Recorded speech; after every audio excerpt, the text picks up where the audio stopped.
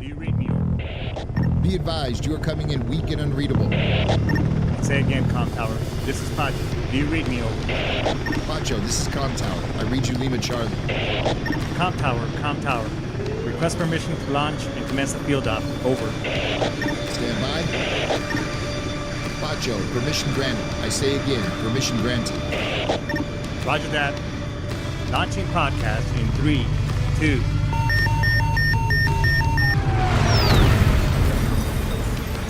You are now entering the field op with your host, Pacho Correa, Chief Warrant Officer 3, United States Marine Corps retired. Get some. Hurrah! Hurrah! Get some. What's going on, everybody? It's your boy Pacho once again here in the field op. We got an awesome show for you today.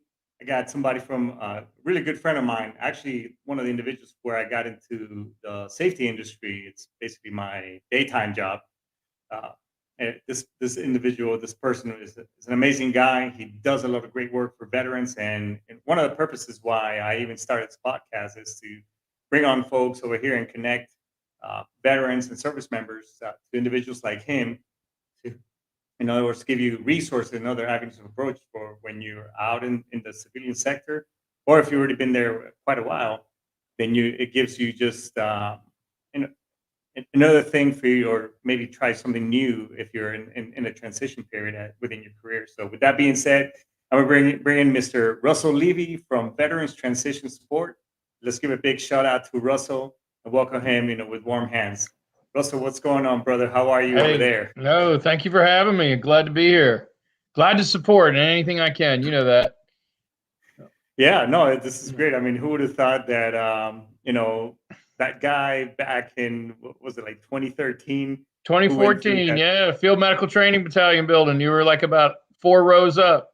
Yeah, I remember you. Back then you had short hair. Yeah, no kidding, right? And no earrings and all that stuff. Hey, Russell, so, one of the things that I always tell everybody is that, you're a great advocate for us service members, but, just tell the audience, just tell us a little bit about yourself and, how is it you got started in all this, man? Well, I started my professional career as a criminal defense attorney. I graduated law school, clerked in federal court, then did the whole testosterone-filled early career and kind of burn out. So I wanted to come change my life. So I came out to California to become a teacher, and then got into the construction industry to pay for graduate school, and then was doing really well. So I put that aside and was working in construction, volunteering at Saddleback Church and career counseling, and just started met some veterans kind of one-on-one who had gotten out of the service who needed assistance, and then got kind of a bug for it. Really was enjoying it. So I ended up volunteering at South Orange County Vet Center. I volunteered at a homeless shelter in Orange County. And after about a couple of months, they asked me if I wanted to be the employment director. So I left a 6-figure job to go into a homeless shelter, helping veterans, homeless veterans, get back on their feet. And ended up the program you started with. We got started because I started seeing veterans coming into the homeless shelter within a year getting out of the service, and that kind of really bothered me. So a couple of Marines I had helped early on, actually in the first 2 or 3 that I helped, I said, hey, let's go down to Camp Pendleton and we'll start teaching OSHA classes and Lean Six Sigma classes, and then you guys as veterans can tell the service members what to do, what not to do, what's over the hill, so that they don't end up in the homeless shelter, basically. But at the time, it was much different atmosphere. I mean, it was 2012, 2013, and there weren't nearly as many services as there are today. So it's been really wonderful to watch the industry just evolve over the years. That's how I got started. It's been we've topped 10,000 now in terms of veterans that we've taught. Wow. So close to 5,500 OSHA 10s, couple thousand OSHA 30s. My Lean Six Sigma classes on Zoom have been 230. I think I had 234 in the one I did the other night. So it's been an amazing ride. So now I got my real estate license. So now I'm kind of closing it full circle, right? Get you the job, maximize your medical pension. Now I can get you in a house, and you're off to success. I don't ever have to worry about you ending up back in that homeless shelter. So it's been great. It's been good. Now, this is great. And, it's being the fact that your organization that you started, Veterans Transition Support. Let's go back a little bit to when you were making it, that transition period. I mean, being a lawyer, I mean, that's like you said, it's pretty high octane, a lot of testosterone, um, very good paying job. I'm sure you get, as you go through the school of hard knocks, and even in the construction side. But how hard was it for you to make that leap and do something that you're passionate about? Because a lot of us, service members, when we transition, taking that leap, uh, having that secure paycheck every 2 weeks, first and 15, Mhm. as we say in the Marine Corps, the ego shits twice a month for Yeah. sure. And then you're like, oh my God, what am I doing? I mean, how hard was it for you? And how do you bring in, that past experience onto what you do now? It was really rough. I would never transition is difficult for everybody. But when you leave a profession where everything about you is tied up in the profession, when you let that go, yeah, it's gut wrenching time, really, in a way. And I think that's one of the reasons why I sort of have a sense of urgency with that. So when I was practicing, especially criminal defense, when you call, people pick up the phone. They call you back right away. I didn't have a uniform, right? But I had a law license, I had sports cars, I had a lifestyle, and all of a sudden, when I was like, okay, I'm gonna go to grad school, I'm gonna leave all this behind, and I got out to California, it was the exact opposite. I couldn't get a job, nobody wanted to talk to me. I mean, who's gonna hire an ex-lawyer? It's like hiring an ex-cop. I mean, like, you know, it was pretty traumatic actually. So I lucked my way into the construction industry. My talents just sort of conspired for me to do well in there. But um, there was my own transition that I thought really helped me relate with veterans, leaving the military behind. But the other one that helped a lot when I was volunteering at Saddleback Church Career Counseling, we were helping like 40 people would show up, and then when the crash happened in 2008, we were having 400 to 500 people showing up. And when you're in South Orange County, like these aren't, hotel service workers, and custodians. These are high level bankers, brokers, mortgage lenders, people who had never thought they'd have to look for another job again, much less have their industries just evaporate. So going through that crucible, watching what allowed these higher level managers to kind of rebrand themselves and head off in a new direction. Immediately when I started helping veterans, I immediately saw the similarities, both to my own transition as a professional, but certainly on this other level. So all my programs from the start were management level type training, like here's how manager type stuff, and it's been very successful. So I used to always say when I first started working, particularly in the homeless shelter, Lance Corporal's a manager. I mean, especially when they're deployed and they got all that responsibility, and then when you leave that behind, I just have it into, even though I didn't serve in the military, I understand what it feels like to leave something like that behind. Everything you're wrapped up into is gone. How do you handle that transition? So they always say, what character is not how it is when you're going well. Character is how do you handle things when the times are tough. And I've been very fortunate to be just surrounded almost on a daily basis by the most incredible people who everyone faces this challenge. Like I like to tell my class, it doesn't matter what your rank is, doesn't matter what your branch is, doesn't matter what your MOS was. When you leave that behind, that's not pleasant for anybody. And it's funny, even people who try to sit there and badmouth the military on their way out, oh, I can't stand it, I want to get out of here. When they get out, they miss it. Like, like you can hear it in their voice. I did a class last week. I had a bunch of, actually the whole class was sailors and they were veterans. And when I was done, I had them for 10 days. I was like, okay, we're done. Here's your certificate. I was like, how'd you like it? And they didn't want to leave. They just kept staying. And one of them literally was like, I feel sad. Like, I don't want to go. Like, I want this to keep going on. And I don't think it was necessarily me teaching. It was just being around a bunch of like-minded people, and they were all different generations. They were all over the place. But they just talked about aircraft carriers and ships and boot camp and all these things that they probably hadn't talked about in a long time. So it was I've really enjoyed being around that. I hope that answers your question and what my transition was like. But it was No, rough. no, it really does. And I think, and you and I have had many conversations. I think the service, they do their best to somewhat help, even that first term service member or that that lifer, so to speak, to transition to some degree. Uh, Opinions may deviate from one individual to the other. But some will say, well, it's just a check in the box for the for the DoD to just make sure, okay, yeah, we did something.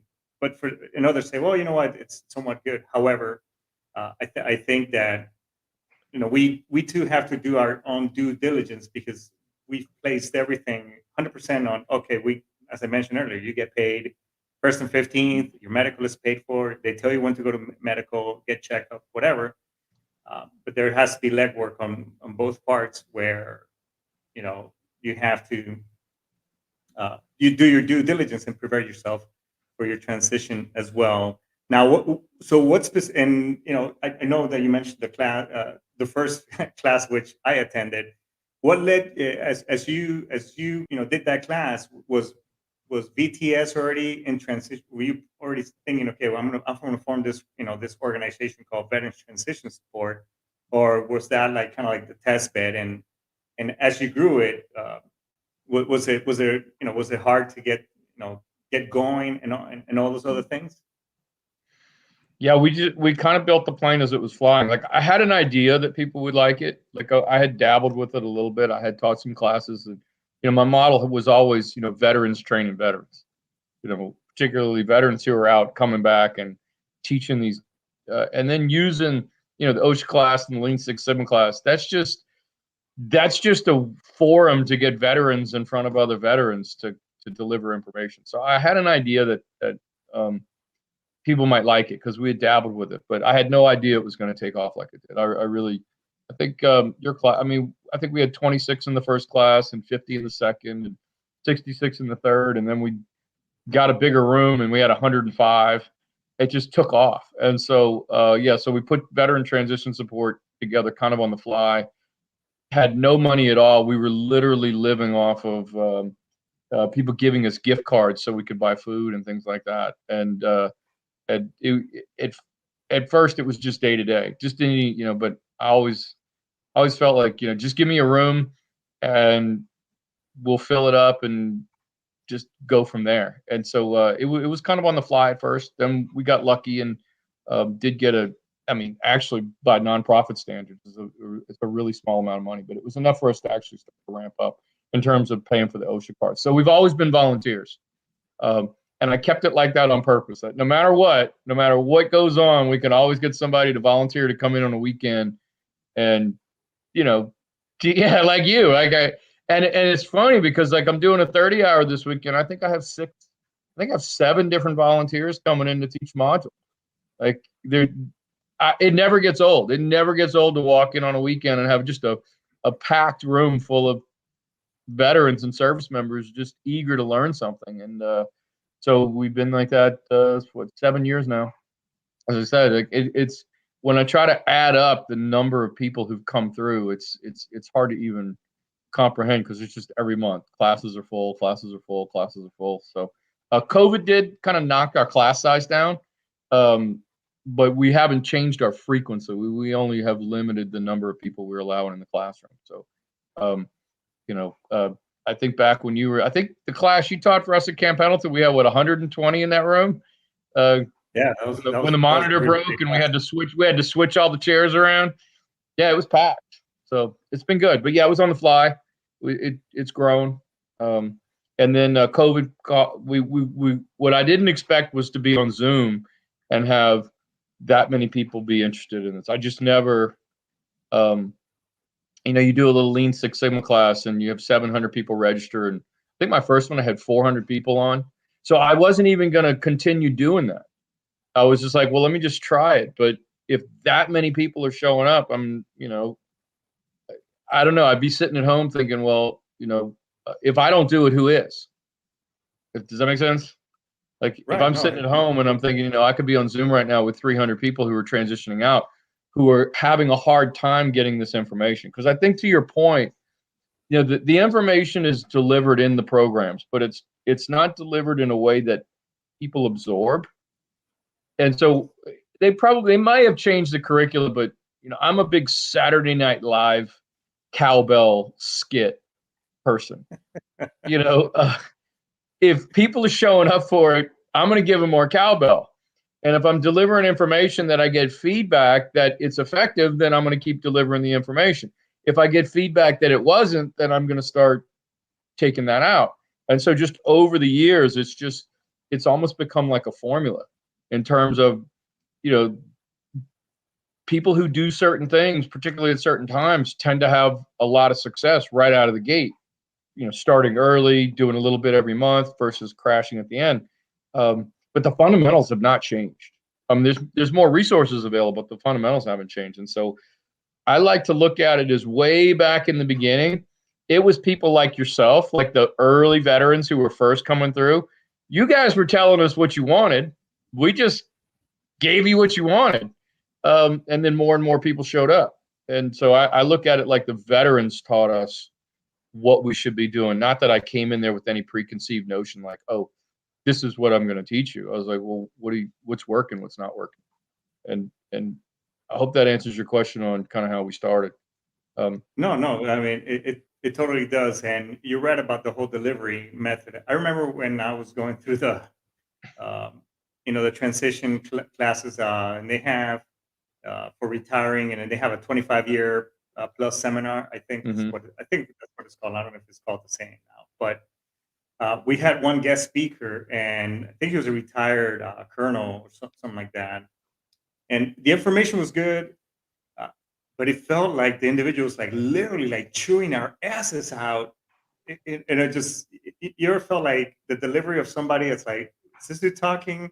Is he talking to me or is he talking at me? I mean, it's just, and I just got that notion. And after I told one of the MWR folks, I said, hey, look, God bless this guy. And then I think, but it's just, man, it just seemed like his delivery was totally rude. And I know you're not the first one. I think this is the last class. So we were kind of giving him a chance to see if maybe it was, but we've had several complaints. And you're right. It's all about the delivery and how the material is structured in a way where people are more receptive and say, hey, you know what? This is some good stuff. This is some good gouge. Yeah. If we're going to talk, like jargon, this is good. This is some good info. I'm going to come back for more because I know. I've been, I've taught at some of your classes because I'm a huge proponent for what you do for us, and it's true. I mean, we've had folks. It's like, hey, didn't I see this individual at the Wounded Warrior Battalion, and now I'm seeing him here at this. But tell me. Yeah, So I get that all the time when I'm on base. Like some Marine will be like, "Hey, you're the OSHA guy," and this is before I even started teaching it. I was like, "Yeah, it's I totally agree with what you're saying." I think I focus on OSHA safety, Lean Six Sigma, supply chain, disability claims, and home loan benefits because that impacts every single veteran. I don't care. Like I said, I don't care what rank, branch, MLS. Those 5 topics are every single veteran. And then if someone wants IT, then I'll gear them towards those. If someone wants project management, I'll head them over towards those. But I like to think that if someone's in my class, it's directly pointed at them. And that's kind of why I settled on it. But I got into supply. I didn't mean to get into supply chain. I totally didn't. But I was in the homeless shelter, and a guy needed a bus pass, and I was like, okay, well, where you working? He told me the name and said, how much you making? I remember he said $19 an hour. And I was like, well, that's pretty good. I thought to myself, well, that's pretty good for somebody living on the street. So I was like, well, what's your branch and your rank? And he's like, Army 04 Major. And I was like, man, what happened to you? And he got out and couldn't get a job. His wife threw him out. And I asked him, he was a logistics, he was an infantry, started out infantry and then moved into, got a degree and became an officer. And I was like, what would you do different? He goes, I would have paid attention to supply chain. He was interviewing, talking military logistics, and all the companies were talking to civilian supply chain. Well, he goes and turns himself into a supply chain instructor. And now he certifies people in APICS and all that other stuff. And when I got the supply chain class, it was kind of like the Lean Six Sigma class, kind of like the OSHA class. I was like, hey, what would you teach veterans about supply chain, knowing they're veterans? And that's how I did the same thing with OSHA and the same thing with Lean Six Sigma. What would you teach knowing they're veterans? Don't waste time on all the stuff they already know. Right. And that's been our model. So tell us. So now that we're talking a little bit more about VTS and such. Mm-hmm. So what is it that the rest? I know you do some classes, OSHA, Lean Six Sigma, but as a whole, what services do you provide for the vets in order to get them in the right path Mm-hmm. and put them in the right direction? Well, our lead-in class tends to be the OSHA class. And, I don't advertise it anything other than a no-cost OSHA 10-hour. And as you know, they're coming in thinking they're going to get a death by PowerPoint, and it turns into something very different.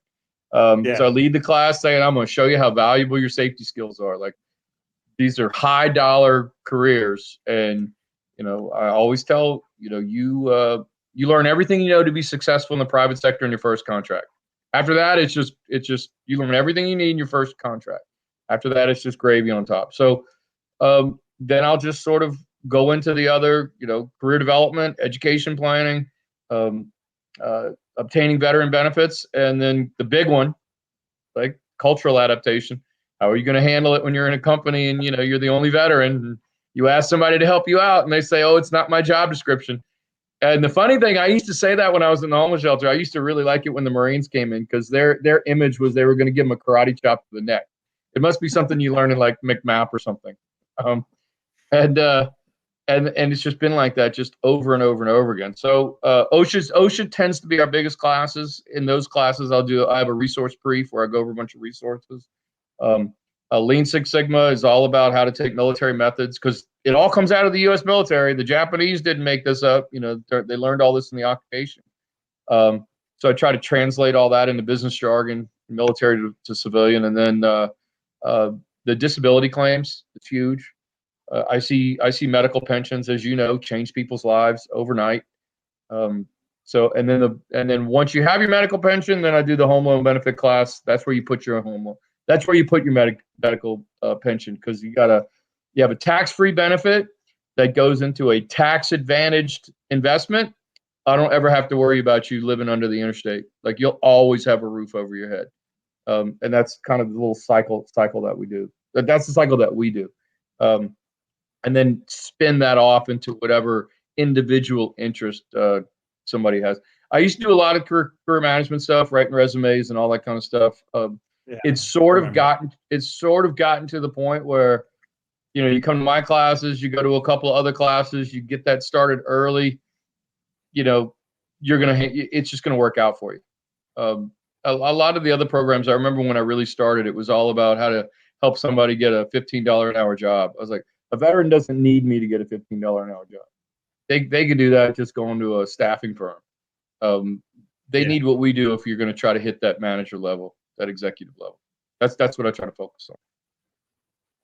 And no, it's got I think, and I know we've had many conversations. You've always been my soundboard when it comes to career change or just anything, company culture wise that I haven't yet experienced or even HR related for that fact. Say, hey, what do you think of this? And you've always provided that good information, as well as because one of the things that you've also have done for me is translating that military career onto how to put it on paper. So, oh yeah, I was an 0411 and blah blah. Well, that means that you were, you're good with this and that arrangement. Oh, okay, that makes sense. Well, I will go back to being in the homeless shelter. I had 160 homeless veterans on my caseload, and I gave every single one of them a resume. And one of the other things I learned that the military doesn't change very much from generation to generation. I know everybody complains about it. Oh, the new guys, whatever. It's there's a lot more in common and so I was learning from Vietnam era guys, Gulf War era guys, posting and it was like, hey, tell me about your MOS. Tell me what you really did. Tell me, that kind of stuff. And so by the time I actually got on Camp Pendleton, I had a really good grounding in, military experience, what people actually do. And I was just able to be like, oh, well, in the private sector, that's what this is. And this is how you talk about it. Since then, because I like to give credit where credit is due. I mean, the last couple of years when I teach, it's more like, well, let me tell you what I learned from this veteran, and this is their position. and it's usually a pretty high level position. I even throw out some of the stuff you taught me over the years. So, I always try to, I always give names, but I always kind of like have a little nickname or some little description of who it is and why the class should listen to it. Not just me being a talking head saying, hey, let me just tell you about this. And I really enjoy that part of the class, like all the things that I've learned, be able to bring that back. Like when I do the lean class, there's a lot of stuff, and I tell the class, look, if the sniper was standing right here, this is what he'd be telling you. I've been in front of classes before, and there'll be something that you said or something you taught me, and I'll be like, well, oh, you know which one I use from you? I use it every class in machine guarding. The guy who propped up the tripwire on the conveyor belt. Yeah, and instead of his feet engaging the tripwire, it didn't engage, so it got up to his hips. I use that in every single machine guarding class, and I say with it, you teach for us. I always like to make sure you teach machine guarding because you use the photographs of the tripwires propped up on the blocks of wood. And when I tell that story, like people they're just, machine guarding is my toughest class for people to get through. I always congratulate them. Okay, you guys got through it with nobody walking out. Because I have had people walk out. And I've had people walk out after I tell that story because I tell how you told it. I remember you being in front of 100 Marines and sailors at Camp Pendleton, and just the way you told that story, I just remembered that. And so I have the OSHA photograph of the tripwire in front of the conveyor. I use the OSHA photograph from the module, but I tell your story. I love that. That to me is like the favorite part about what I do, is telling other people's little stories, bringing it back, so to speak. Yeah, because I know if you were there, you would have told it. I know if you were there, you would have told. And I even do the little motion you do with the little blades crushing up the metal, and yeah, it's funny. No, I don't do your Michael Jackson kick though. I haven't gotten that far. I know, right? You remember that one class where I did the torjeté and stuff. Yeah, you got your leg up almost up to your shoulder. We were all pretty impressed. Yeah. Hey, it's all about, and it's all about bringing, making it, the experience. Comedy or humor is one, and this is reaching back now. And like you said, using past experience in your military career, I'm reaching when I was a recruiter, and it's all about and feelings too. If you make the class funny, or you hit them in the feelings, that's something they take back with them, and the information is better absorbed. So hopefully, as they're going into their career field, they can use the little tidbits like, oh yeah, I remember Russell did it this way, or Pacho did it that way. But so for these classes, where can these folks find you? So and get enrolled. Yeah, so Veterans Transition Support has an Eventbrite link. So we do every month we do OSHA 10, OSHA 30. Those are actually live instruction in San Diego. So OSHA 10 we do that one for free. OSHA 30 I charge $200. When I teach at Dominguez Hills, right, they charge $700 for an OSHA 30. So I really enjoyed doing it. Very deep discount. You know what? We have a training center, so that's basically what allows us to keep our training center open. We run the training center off of the OSHA 30. Then we do the Zoom classes. We do Lean Six Sigma. That's no cost on Zoom. We also have free access to Coursera.org. There's over 400 specialization certifications. I use that. Certificates. Yeah, I've used it too. I tell people how I used it. When I wanted to teach supply chain, I didn't have 2 years to go get a master's degree. I didn't even have 11 months to go get it at the extension school. So I got it on Coursera.org, got my little piece of paper, submitted to the state, and they approved my curricula. So, that one worked. So we do those. Home loan benefits, we do that on Zoom. Disability claims, we do that on Zoom. And then we just got access to Fortinet. They do free cybersecurity training, and they'll pay for the certification exam. So, anything we can put together that I think people could benefit from. No, I think that's great, and what you do, and the Coursera courses are fantastic. I mean, I'm still trying to finish my supply chain one, but it's an array of courses that you can get certified, and it's actually by reputable schools. MIT is on there. I mean, you got courses by from Google where you can get Google certified. I mean, it's a bunch of and these things are free. I've pushed onto this here at at my current employer and such. So how can So folks, I get a have an hold of email you? that I Oh, go read to ahead. my classes now, and it's from he was an 8-year gunner's mate, and he came through with no idea what he wanted to do, and took the OSHA 10, heard what we had to say, so he jumped on the OSHA 30, and then he got on Coursera.org, and what he did was, so he had engineering project management from Rice, he had supply chain management from Rutgers, he had Lean Six Sigma Green Belt from Kennesaw State, and this guy had no degree, like he had no college at all. But he filled out the Wow. bottom of his resume with all these Coursera.orgs. He had 3 offers for over 70,000. He ended up taking a safety manager job in Ohio for almost 80,000 a year. And he wrote this email. He says, "Hey, you can read this to your classes, and this is what I did." And I actually will hand out his resume as an example of, hey, you do what you do what you should do, and you're going to do really well. If you kick the can down the road and think you're going to figure it out, you're going to struggle. And all the sailor did, was just follow the yellow brick road, because it's no longer guesswork. It's like, if you do these things, you're going to be successful. So what I tell the class about Coursera, what's so good, is it gives you the business jargon, like in the industry.